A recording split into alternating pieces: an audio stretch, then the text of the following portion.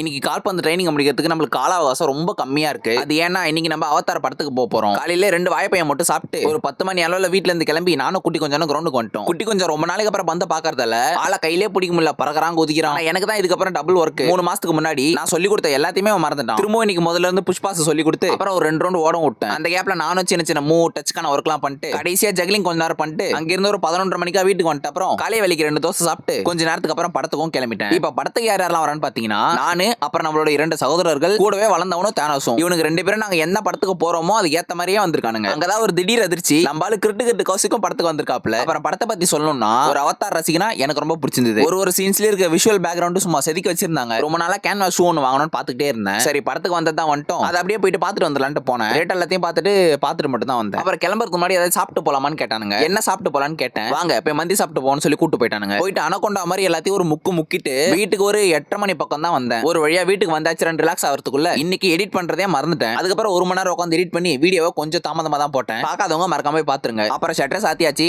நாளைக்கு பார்ப்போம். தொடர்பில் இருக்கவும்.